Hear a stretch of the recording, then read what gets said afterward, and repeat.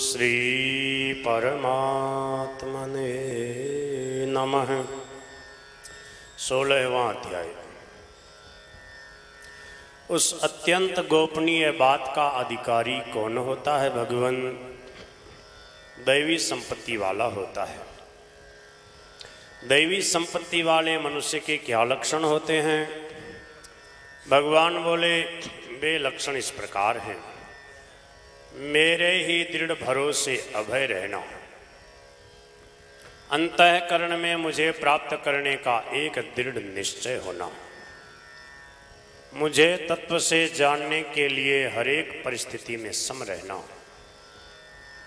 सात्विक दान देना, इंद्रियों को वश में करना, अपने कर्तव्य का पालन करना, शास्त्रों के सिद्धांतों को अपने जीवन में उतारना, अपने कर्तव्य का पालन करते समय जो कष्ट आए उसको प्रसन्नतापूर्वक सहना, तन मन वाणी की सरलता, तन मन वाणी से किसी भी प्राणी को कभी किंचित मात्र भी कष्ट न पहुंचाना, जैसा देखा सुना और समझा वैसा का वैसा प्रिय शब्दों में कह देना, मेरा स्वरूप समझकर किसी पर कभी क्रोध न करना, सांसारिक कामनाओं का त्याग करना, अंतःकरण में राग द्वेष जनित हलचल न होना, चुगली न करना, संपूर्ण प्राणियों पर दया का भाव होना, सांसारिक विषयों में न ललचाना, हृदय का कोमल होना, अकर्तव्य करने में लज्जा होना, चपलता उतावलापन न होना, शरीर और वाणी में तेज अर्थात प्रभाव होना, अपने में दंड देने की सामर्थ्य होने पर भी अपराधी के अपराध को माफ कर देना, हर एक परिस्थिति में धैर्य रखना, शरीर को शुद्ध रखना, बदला लेने की भावना न होना, अपने में श्रेष्ठता का भाव न होना। हे भरतवंशी अर्जुन, ये सभी दैवी संपत्ति को प्राप्त हुए मनुष्य के लक्षण हैं, अर्थात इन लक्षणों वाले को मेरी भक्ति का अधिकारी मानना चाहिए। यहाँ यह शंका होती है कि जो ऐसे लक्षणों वाले हैं वे तो भक्ति के अधिकारी हैं, पर जिनमें ऐसे लक्षण नहीं हैं वे दुराचारी मनुष्य तो भक्ति के अधिकारी हो ही नहीं सकते।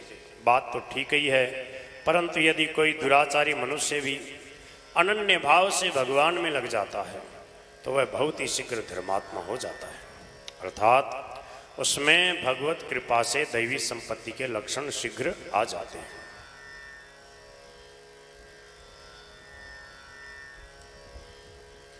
अधिकारी कौन होता है भगवान? अनधिकारी कौन होता है?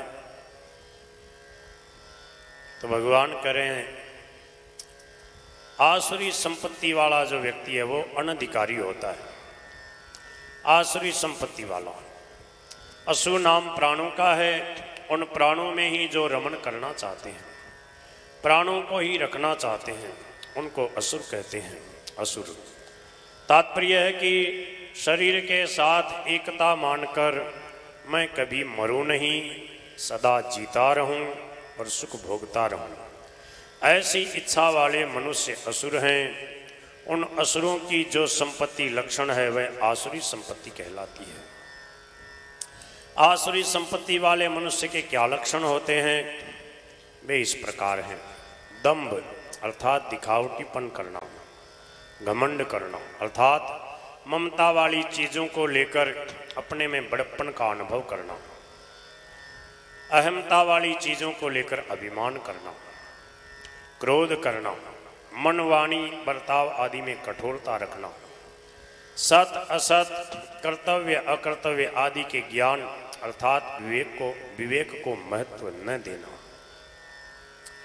हे पृथानंदन, ये सभी आसुरी संपत्ति को प्राप्त हुए मनुष्य के लक्षण हैं, अर्थात इन लक्षणों वाला मनुष्य प्रायः मेरी भक्ति का अधिकारी नहीं होता।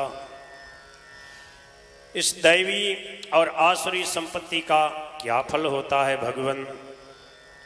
दैवी संपत्ति मुक्ति देने वाली और आसुरी संपत्ति बांधने वाली होती है।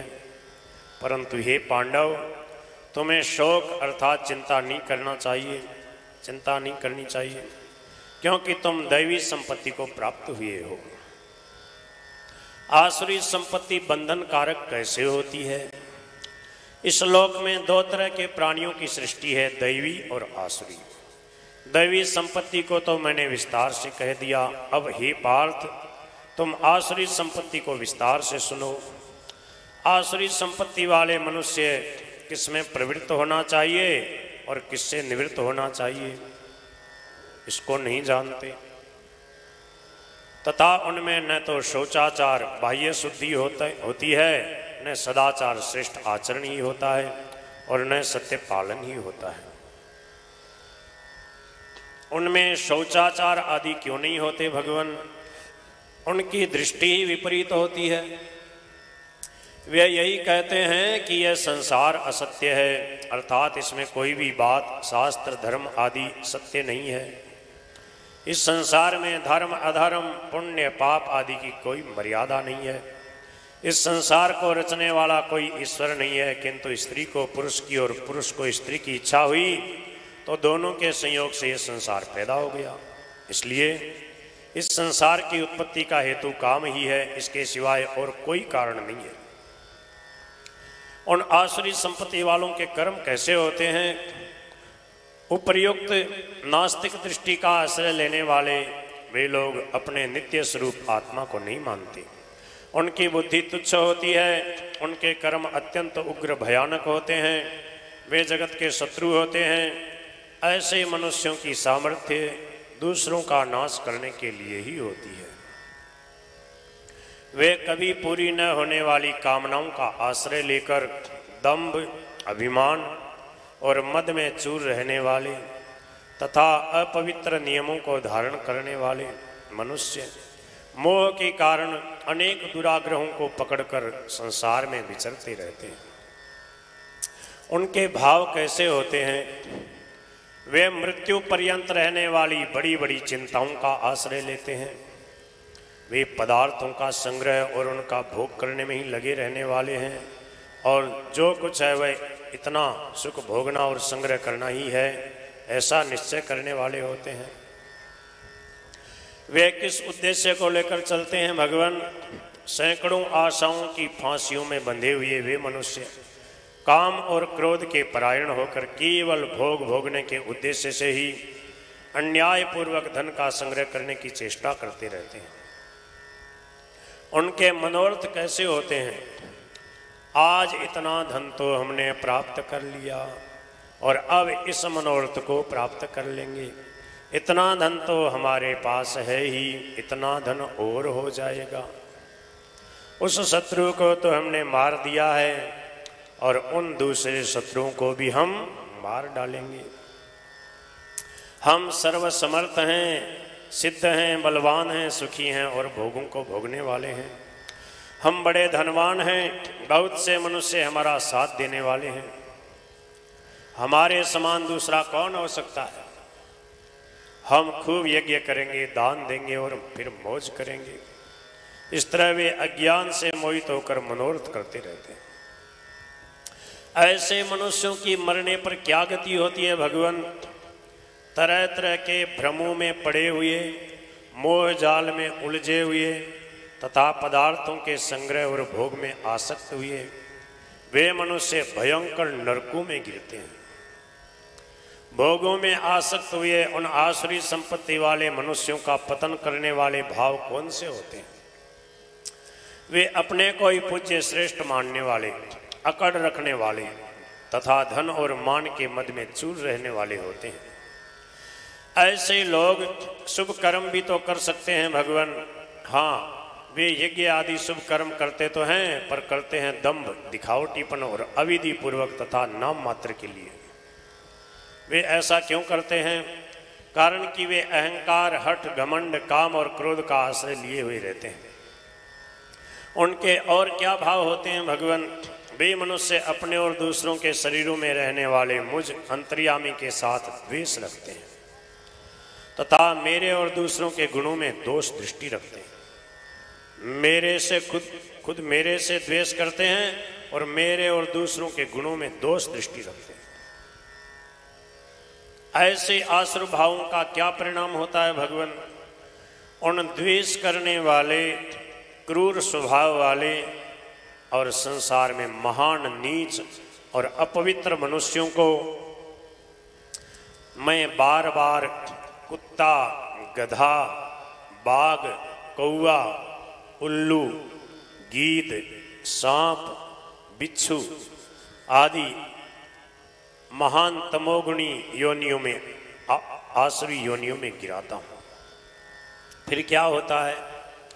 हे कुंती नंदन, वे मूढ़ मनुष्य मुझे प्राप्त न करके जन्म जन्मांतर में आसुरी योनियों को प्राप्त होते हैं और फिर उससे भी अधिक अधम गति में अर्थात भयंकर नरकों में चले जाते हैं। उनका अधम योनि में और अधम गति नरक में जाने का प्रधान कारण क्या होता है? काम, क्रोध और लोभ, ये 3 प्रकार के नरक के दरवाजे मनुष्य का पतन करने वाले हैं। इसलिए इन तीनों का त्याग कर देना चाहिए। इनका त्याग करने से क्या होगा? हे कौन्तेय, जो मनुष्य नरक के इन तीनों द्वारों से रहित होकर अपने कल्याण का आचरण करता है, अर्थात जो शास्त्र निषिद्ध आचरण का त्याग करके केवल अपने कल्याण के उद्देश्य से निष्काम भाव पूर्वक विहित आचरण करता है, वह परम गति को प्राप्त हो जाता है। परम गति की प्राप्ति किसको नहीं होती? जो शास्त्र विधि का त्याग करके अपनी इच्छा से मनमाना आचरण करता है, अर्थात अपने मन से जिस काम को अच्छा समझता है वह करता है और जिसको अच्छा नहीं समझता वह नहीं करता। ऐसे मनुष्य को न तो सिद्धि अर्थात अंतःकरण की सिद्धि प्राप्त होती है, न सुख प्राप्त होता है और न परम गति ही प्राप्त होती है। अच्छे और बुरे काम की पहचान कैसे हो? कर्तव्य और अकर्तव्य के विषय में शास्त्र ही प्रमाण है। ऐसा जानकर तुझे शास्त्र विधि से नियत किए हुए कर्तव्य कर्म को ही करना चाहिए, अर्थात शास्त्र को सामने रखकर ही हर एक काम करना चाहिए। श्री हरये नमः, श्री हरये नमः।